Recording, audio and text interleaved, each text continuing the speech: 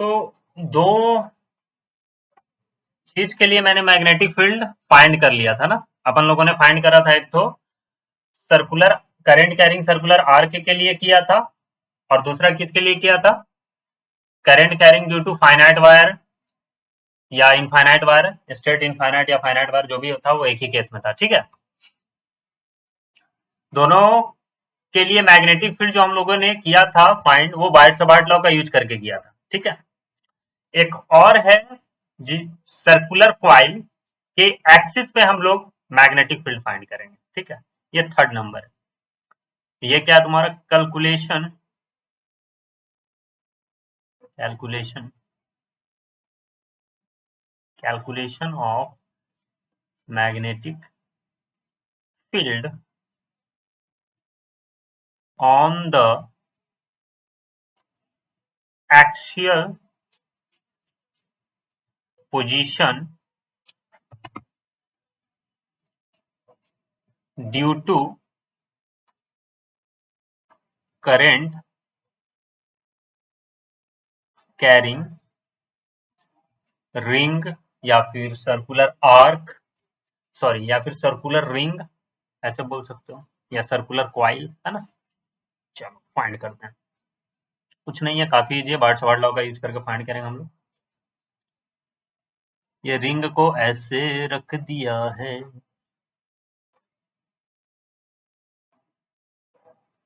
ये ऐसे रिंग को रखा। ठीक है,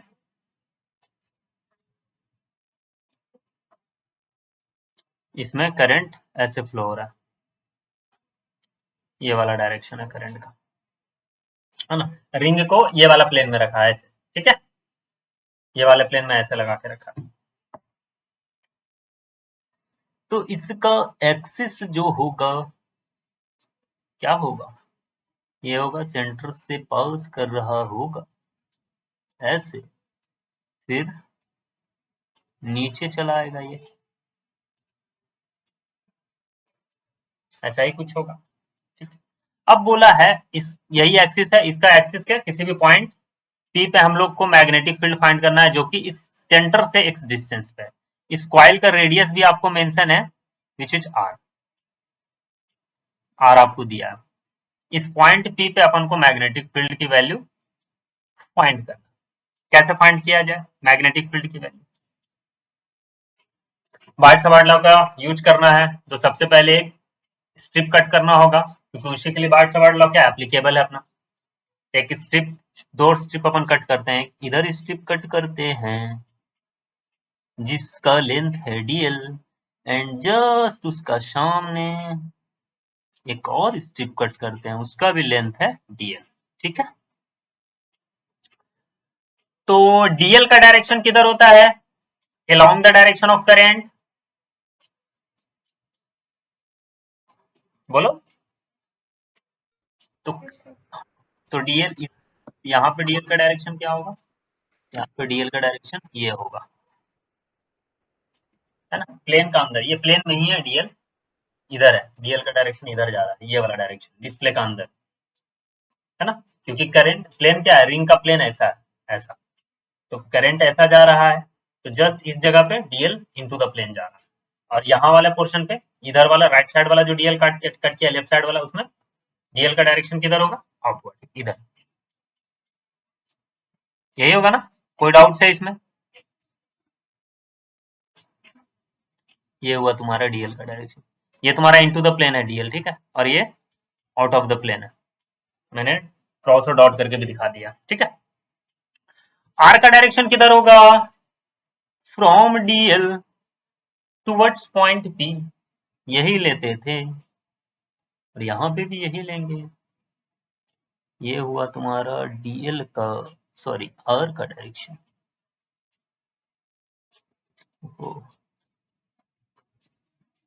this is the direction of R vector, ऊपर। ये क्या हुआ,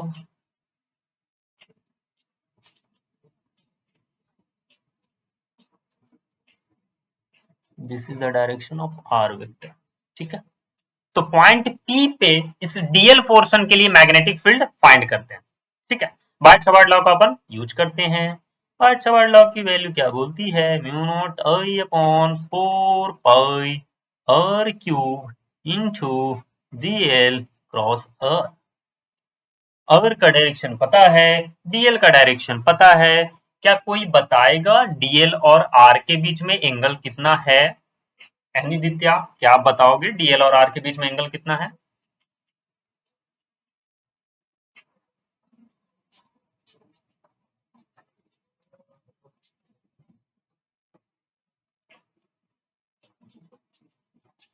डीएल और आर के बीच में कितना एंगल? मत, 180 नहीं, एल और मतलब ये वाला एंगल कितना है? ये वाला एंगल से तो बहुत मुश्किल है सर। नहीं है, समझना है, देखो सर्कल कैसा रखा है, एक सेकंड, एक सेकंड।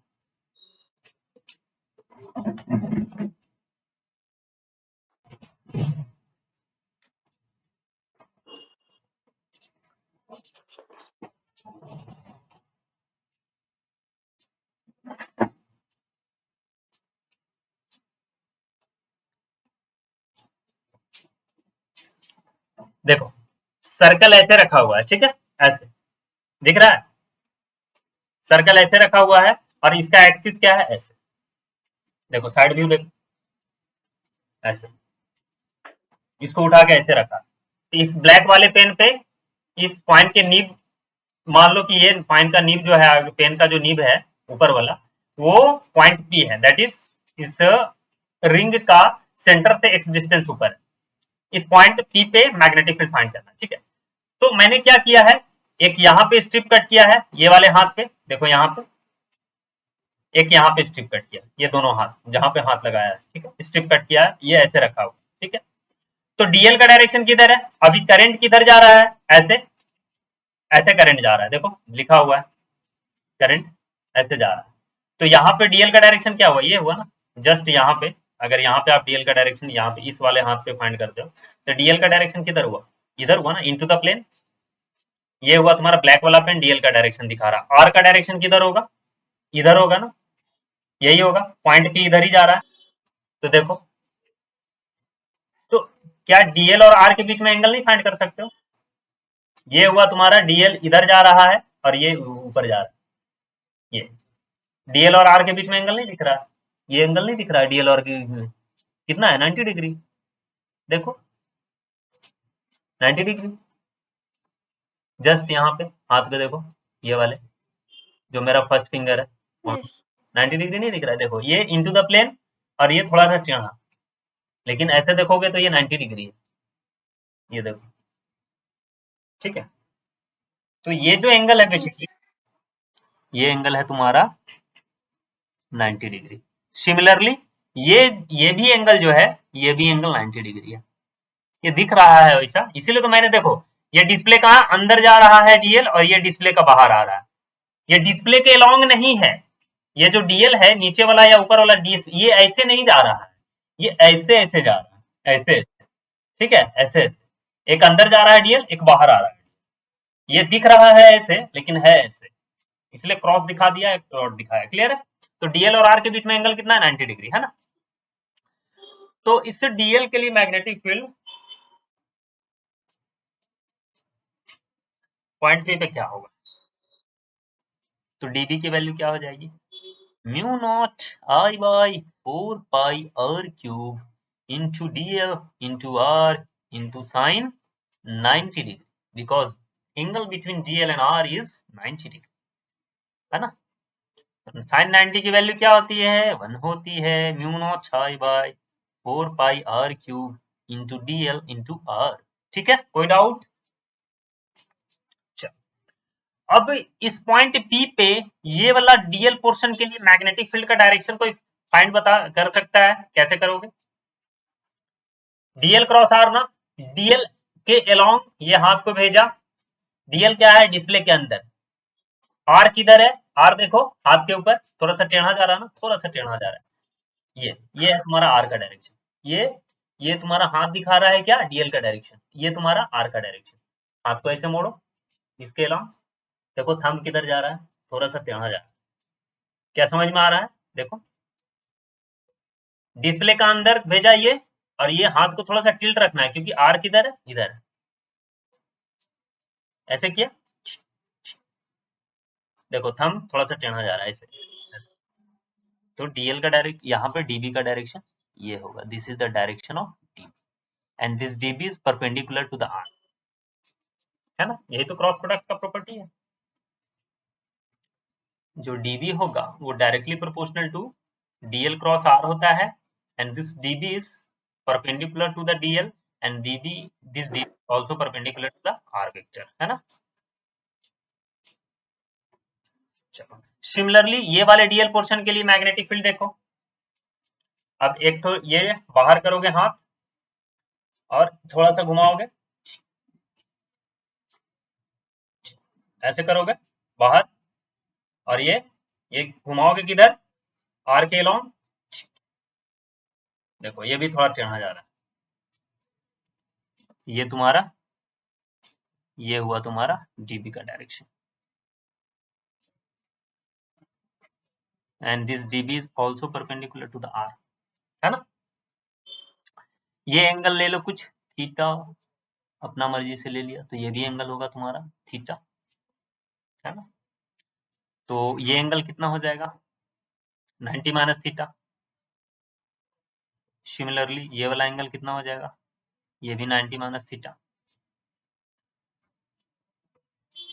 अब यहाँ पे देखो डीबी का कंपोनेंट इधर तोड़ो, एक दोनों डीबी का कंपोनेंट एक इधर टूटेगा, which is dB sine theta, है ना? डीबी कॉस, जिधर थीटा रहता है हम लोग कॉस में तोड़ते हैं, तो कॉस 90 माइनस थीटा क्या हो जाएगा, साइन थीटा हो जाएगा। सिमिलरली ये वाले डीबी के लिए भी, दोनों डीबी के लिए तोड़ दोगे तो प्लस में आ जाएगा डीबी साइन थीटा। एक इधर टूटेगा which is dB cos theta, एक इधर टूटेगा which is dB cos theta, both will cancel out each other, ठीक है? तो नेट डीबी का डायरेक्शन देखो ऊपर है, एंड उसकी वैल्यू क्या है, 2 डीबी साइन थीटा। तो डीबी नेट की वैल्यू क्या है, 2 डीबी साइन थीटा। क्या कोई डाउट है? कोई भी डाउट है क्लियर करो।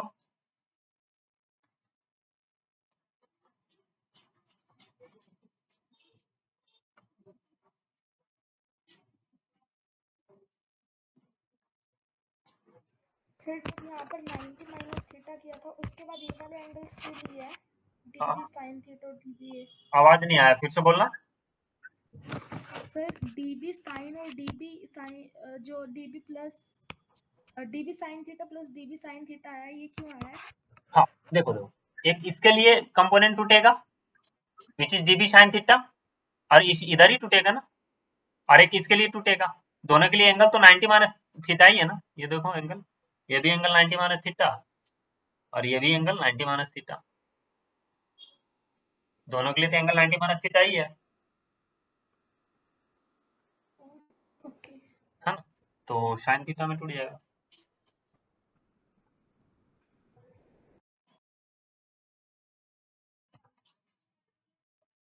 ठीक है,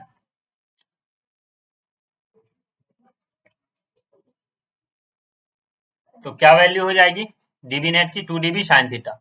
यहाँ से वैल्यू रिप्लेस करो, 2 डीबी की वैल्यू रिप्लेस करो। डीबी की वैल्यू क्या ले रखा है हम लोगों ने, mu naught I by 4 pi R cube into R into sine theta into DL, ठीक है? एक आर से एक आर उड़ेगा, देख लो। इसकी वैल्यू हो जाएगी 2 mu naught I by 4 pi R square sine theta into DL, है ना? साइन थीटा का वैल्यू क्या होगा, को बताएगा साइन थीटा का वैल्यू? अच्छा आर का वैल्यू क्या हो जाएगा, ये वाले, अगर R magnitude which is R, इसकी वैल्यू क्या हो जाएगी, ये आर दे रखा है ऊपर एक से, पाइथागोरस से क्या हो जाएगा, R square plus x square का अंडर रूट, है ना? तो यहाँ से आप साइन थीटा की वैल्यू क्या लिखोगे, साइन थीटा क्या होता है, परपेंडिकुलर अपॉन हाइपोटेनियस, परपेंडिकुलर की वैल्यू क्या है, यही है आर। तो आर अपॉन हाइपोटेन्यूज क्या है, under root R square plus x square. ठीक है, तो साइन थीटा को उधर से रिप्लेस करो और आर स्क्वायर को भी रिप्लेस करो। 4 पाई आर स्क्वायर की वैल्यू क्या हो जाएगी,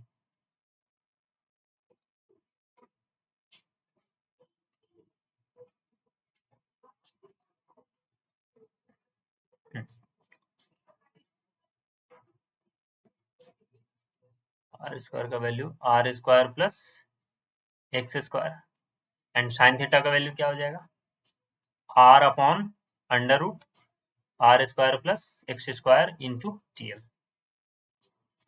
देखो 2 mu naught I by 4 pi R square plus x square का पावर 3/2 ऐसे लिख सकते हो क्या, इंटू आर इंटू जीएल।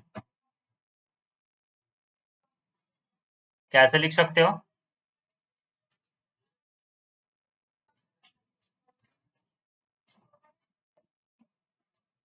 देख लो, this is the value of DB net. अब दोनों तरफ इंटीग्रेट कर दो।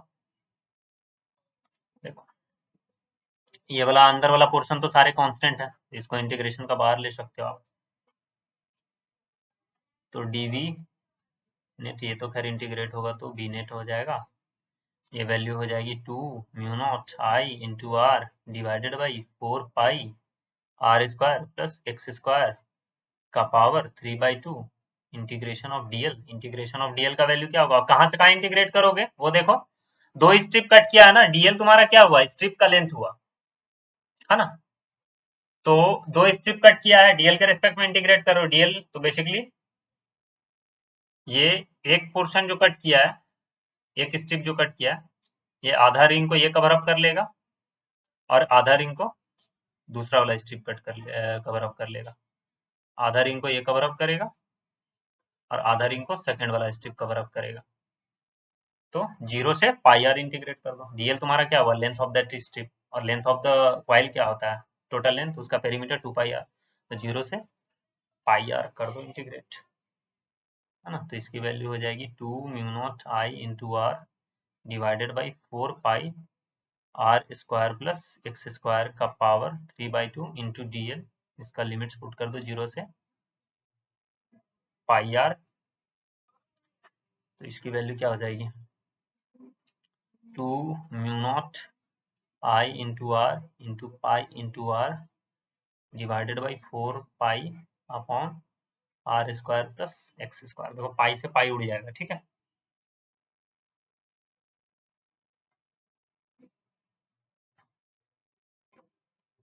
तो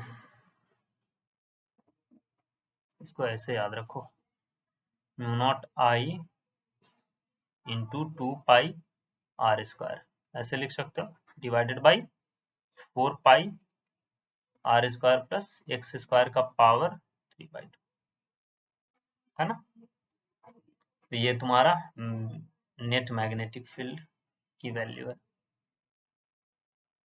eight axial position due to current carrying circular coil. ठीक है, कोई डाउट है,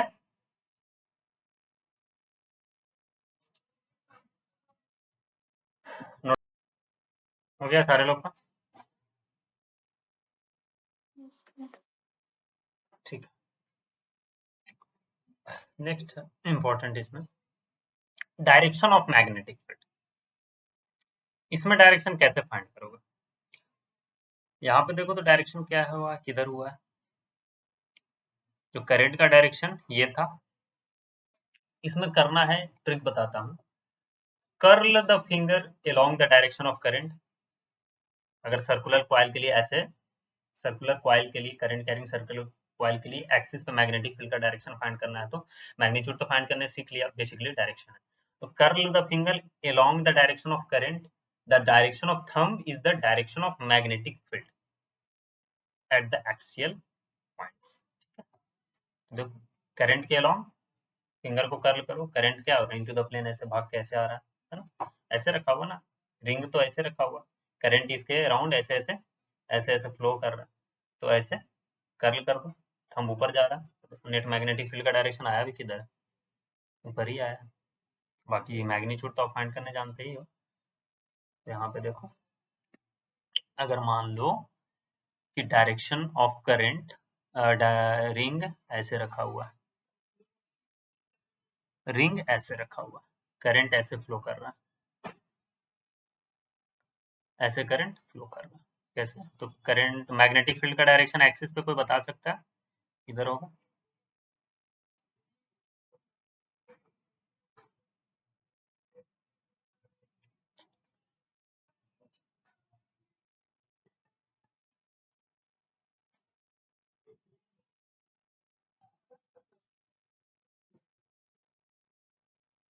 एक्सिस पे मैग्नेटिक फील्ड का डायरेक्शन को पता है, करंट ऐसे फ्लो कर रहा है।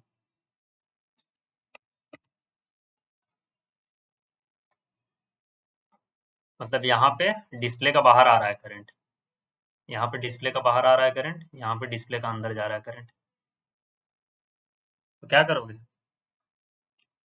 फिंगर को कर्ल करो ऐसे करके, इधर आ रहा है देखो, राइट साइड, मेरे राइट साइड, ऐसे देखो,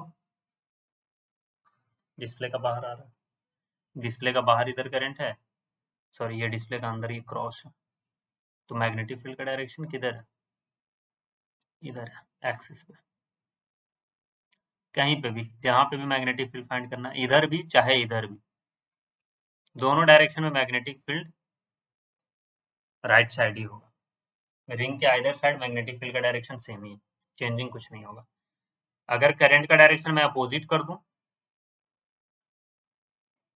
करंट का डायरेक्शन अगर अपोजिट कर दूं, ये अगर इनटू द प्लेन कर दूं और ये तुम्हारा आउट ऑफ द प्लेन कर दूं, करंट डिस्प्ले का बाहर आ रहा है,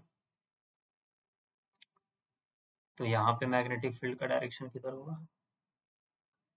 बस डायरेक्शन जस्ट अपोजिट हो जाएगा। ये तो आसान हो गया, ऐसे करके हाथ भी उल्टा करने का जरूरत नहीं। ये डिस्प्ले का अंदर जा रहा है करंट, करंट ऐसे फ्लो कर रहा है, ऐसे ऐसे ऐसे ऐसे, इस करंट के अलोंग पाम घुमा, थंब का डायरेक्शन लेफ्ट साइड जा रहा है, तो मैग्नेटिक फील्ड का डायरेक्शन किधर होगा? इसके लिए left.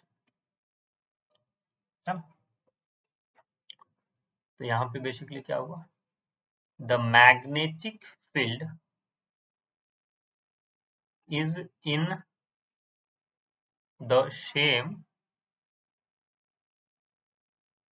direction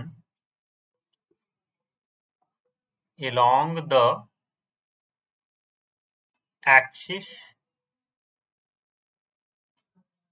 on either side of loop, है ना। और इसका डायरेक्शन के लिए क्या यूज करोगे? तो curl the finger in the direction of current,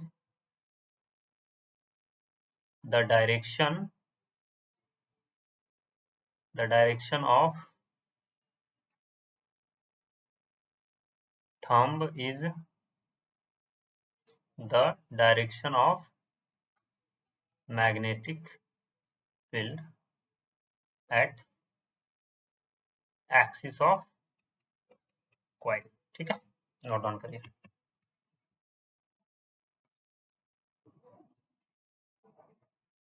okay हाँ ओके, देखो अब इम्पोर्टेंट चीज यहाँ पे है कि इसका थोड़ा ग्राफ बनाते हैं, ठीक है। तो मैग्नेटिक फील्ड देखो तो किस पे डिपेंड कर रहा है? एक्सिस पे, एक्स पे जो मैग्नेटिक फील्ड डिपेंड कर रहा है वो कैसे डिपेंड कर रहा है? वो inversely proportional to the x to the power cube, ऐसे डिपेंड कर रहा है। देख लो ये कैंसिल आउट होता है, एक्स के पावर का क्यूब का डिपेंड कर रहा है। मतलब इसका सेंटर से एक्सिस पे जैसे जैसे हम लोग दूर जाते जाते हैं, मैग्नेटिक फील्ड की वैल्यू क्या होगी? घटते जाएगी, घटते जाएगी। सेंटर के पास रहेंगे, इधर रहेंगे, इधर रहेंगे, इधर रहेंगे, तो मैग्नेटिक फील्ड ज्यादा होगा। सेंटर के जितना पास रहेंगे मैग्नेटिक फील्ड की वैल्यू उतना ज्यादा होगी।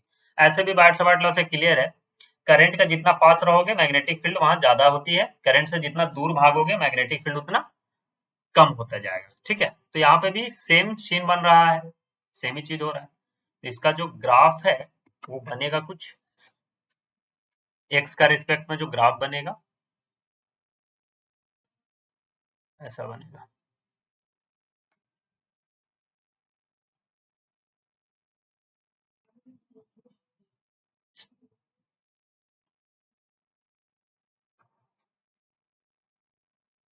ऐसा सेंटर पे सबसे ज्यादा मैक्सिमम मैग्नेटिक फील्ड, क्योंकि उधर करंट का इफेक्ट सबसे ज्यादा रहेगा। फिर धीरे धीरे धीरे धीरे रिड्यूस कर जाएगा। थोड़ा सा ग्राफ सही नहीं बना है। ये ऐसे, हाँ ये ऐसे रिड्यूस कर, मतलब दोनों साइड सिमिलरली होगा ना। देखो इस साइड जो भी मैग्नेटिक फील्ड होगा, जिस जैसे मैग्नेटिक फील्ड वेरी करेगा एक्स के रिस्पेक्ट में, इधर साइड भी उसे ही वेरी करेगा, सेम ही चीज है ना, बट डायरेक्शन खाली अपोजिट हो जाएगा। और सॉरी डायरेक्शन क्या, डायरेक्शन तो सेम ही रहता है। ये मैग्नेटिक फील्ड वर्सेस एक्स का ग्राफ है, और यहाँ पे जस्ट एक्स की वैल्यू क्या है, 0। सेंटर पे देखो magnetic field constant maximum at centre B tends to max, that is at x equal to 0 magnetic field क्या है, मैक्सिमम। मिनिमम कहाँ है, एट इंफिनिटी पे, at x equal to infinity पे। जैसे जैसे x की वैल्यू, जैसे जैसे एक्सिस पे आप दूर जाते जाओगे मैग्नेटिक फील्ड की वैल्यू क्या होगी, कम होती जाएगी। तो at x equal to infinity magnetic field की वैल्यू क्या, 0 है। ठीक है, तो x इक्वल टू 0 पे मैग्नेटिक फील्ड की वैल्यू मैक्सिमम है, वो मैक्सिमम का वैल्यू क्या होगा, जो वैल्यू बताया है एक्सिस पे, जो मैग्नेटिक फील्ड का फॉर्मूला जो बताया है, वो बताया क्या है, mu naught I into 2 pi R square divided by 4 pi into R square plus x square का power 3/2।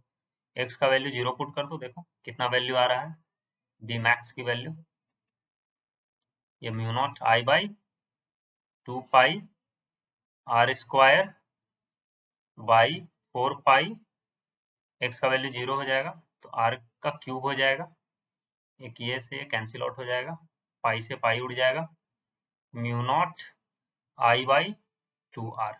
This is the maximum magnetic field you will get at the centre, है ना। और सेंटर पे तो मैग्नेटिक फील्ड फाइंड करने के लिए मैंने पहले भी बताया है, आर्क के लिए जो सेंटर पे मैग्नेटिक फील्ड फाइंड करते थे वो क्या था, यही था ना। अगर सर्कुलर कॉइल का देखो एक फॉर्मूला बताया था बड़ा बढ़िया सा, प्रूव भी कराया था मैंने आर्क के लिए, है ना। तो यहाँ पे बेसिकली क्या होता था, आप लोग अल्फा अगर है तो सेंटर पी पे मैग्नेटिक फील्ड की क्या वैल्यू होती थी, अगर करंट इधर ऐसे प्रोड्यूस हो रहा है तो जा रहा है, तो magnetic field at point P mu naught I by 4 पाई, ये आर ले लो, ये आर इंटू अल्फा लेते थे ना। अब जैसे ये सर्कुलर क्वाइल है, तो ये क्वाइल के लिए तुम जस्ट अगर सेंटर पे फाइंड करो मैग्नेटिक फील्ड, तो ये पहले ही वाला केस बन गया ना। पहले आर्क, सर्कुलर आर्क के लिए भी करवाया था, सर्कुलर क्वाइल के लिए भी सेंटर पे मैग्नेटिक फील्ड कराया था। तो इसका पहले जो सर्कुलर आर्क वाला कराया था उसमें मैग्नेटिक फील्ड हम लोग एट ए सेंटर पे फाइंड करते थे। तो यहाँ पे अगर आप सेंटर पे फाइंड कर रहे हो तो ये भी क्या हुआ, वो सर्कुलर आर क्वाइल की तरह ही काम कर रहा है। तो वो वाला फॉर्मूला भी अगर आप सेंटर पे फाइंड करते हो तो वो फॉर्मूला से भी ये सेम वैल्यू आएगा, mu naught I by 2 R. देख लो आ जाएगा, अल्फा की वैल्यू यहाँ पे क्या होगी क्वाइल के लिए, 2 पाई आर हो जाएगा, सॉरी 2 पाई हो जाएगा, पुट कर दो 2 पाई। तो magnetic field at point P that is at centre क्या हो जाएगा, mu naught I by 4 pi R into 2 pi, 2 pi उड़ गया, mu naught I by 2 R क्या आ गया, सेम वैल्यू आना ही था, magnetic field at the centre. तो सेंटर के लिए सेम वैल्यू होगी, चाहे दोनों फॉर्मूला से आप जैसे भी फाइंड करो। क्लियर है,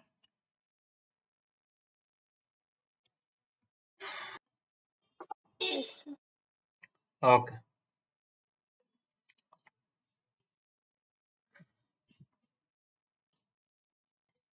क्वेश्चन सॉल्व करो,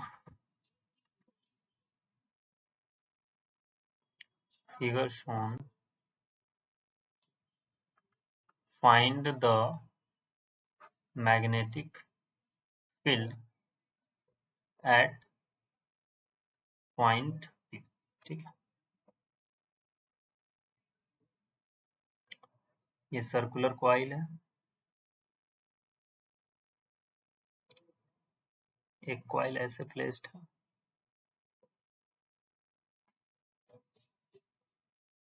ठीक है, ऐसे ये वाला,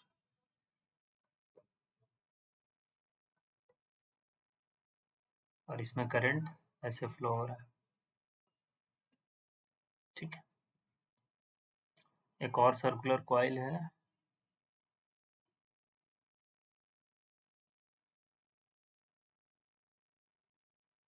ये इधर प्लेस्ड है,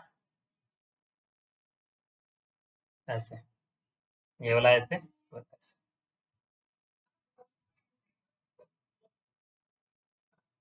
करंट ऐसे जा रहा है, ठीक है। इसको I1 दे दो, इसको I2।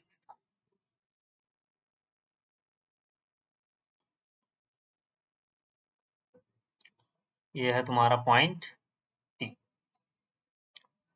ये डिस्टेंस x है, ये भी डिस्टेंस x है,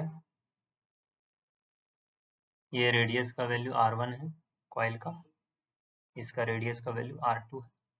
पॉइंट P पे मैग्नेटिक फील्ड की वैल्यू क्या होगी, फाइंड करो विथ डायरेक्शन, डायरेक्शन भी बताओ और मैग्नीट्यूड भी बताओ, मतलब इससे ज्यादा इजी क्वेश्चन और क्या होगा, कंसेप्ट सारा बताया हुआ है।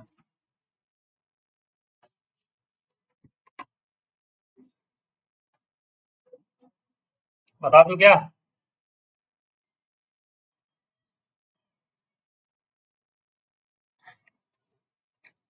ठीक है, बता देता हूँ। ये वाले कॉइल के लिए मैग्नेटिक फील्ड की डायरेक्शन क्या होगी, अनिदित्य बताइए। ऊपर वाले कॉइल के लिए पॉइंट पी पे मैग्नेटिक फील्ड की डायरेक्शन क्या होगी? इनवर्ड। पॉइंट पी पे इनवर्ड होगा, अपवर्ड आएगी ना, अपवर्ड आएगी, गुड, है ना सर। इस डायरेक्शन में करंट मूव कर रहा है तो करंट के अलोंग पाम को घुमा दो, थंब किधर जा रहा है, ऊपर, तो थंब का डायरेक्शन मैग्नेटिक फील्ड का डायरेक्शन शो कर रहा है। मान लो इसके लिए ऊपर वाले के लिए B1 मैग्नेटिक फील्ड लिया, तो ये होगा तुम्हारा B1 ऊपर, है ना। अब ये वाले कॉइल के लिए, सेकंड वाले कॉइल के लिए बताओ मैग्नेटिक फील्ड की डायरेक्शन, आउटवर्ड। आउटवर्ड, एक्सिस के अलोंग ही तो मैग्नेटिक फील्ड होता है ना, तो एक्सिस इनवर्ड आउटवर्ड कहाँ है, एक्सिस तो एक्स के अलोंग जा रहा है, हाँ, करंट के अलोंग घुमा दो ना हाथ को, राइट साइड जा रहा है, इधर जा रहा है P2। B1 की वैल्यू क्या होगी,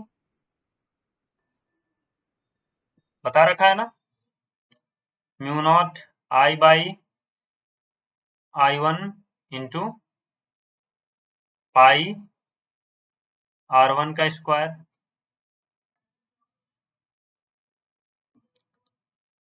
2 पाई R1 का स्क्वायर, 2 पाई R1 का square upon 4 pi into R1 का स्क्वायर प्लस x का स्क्वायर का पावर 3/2, यही आया है ना। B1 सिमिलरली B2 क्या हो जाएगा, mu not I2 upon 2 sorry into 2 R2 का स्क्वायर अपॉन 4 पाई R2 का स्क्वायर प्लस x का स्क्वायर का पावर 3/2, यही दोनों के बीच में एंगल क्या है, 90 डिग्री, तो नेट मैग्नेटिक फील्ड क्या होगा, B1 का स्क्वायर प्लस B2 का स्क्वायर का अंडर रूट, यही होगा बी नेट की। और डायरेक्शन क्या होगा, मान लो डायरेक्शन कहीं इधर ऊपर जा रहा होगा, वेक्टर के अलोंग कहीं इधर जा रहा होगा, ये तुम्हारा बी नेट, ये मान लो थीटा एंगल पे जा रहा होगा, तो tan थीटा क्या लिखोगे, परपेंडिकुलर अपॉन बेस, परपेंडिकुलर क्या है तुम्हारा B1 है, बेस क्या है B2 है, B1 अपॉन B2, तो यहाँ से तुम्हारा थीटा की वैल्यू क्या हो जाएगी, tan inverse B1 upon B2, तो यहाँ से थीटा भी आ गई, डायरेक्शन भी आ गया, और बी नेट तुम फाइंड कर लेना, थोड़ा सा मेहनत करके हम सॉल्व कर लेना, आ जाएगा। ठीक है, ऐसे सॉल्व होगा। देखो सर्कुलर कॉइल में अगर करंट फ्लो कर रहा है और एक्सिस पे आपको मैग्नेटिक फील्ड की डायरेक्शन चाहिए, तो करंट का जो डायरेक्शन है उधर आपको पाम को कर्ल करना होगा, और थंब की जो डायरेक्शन होगी वही मैग्नेटिक फील्ड का डायरेक्शन होता है ना। तो उस हिसाब से यहाँ पे करना होगा। तो नोट डाउन करो, अगर कोई डाउट है तो क्लियर करिए।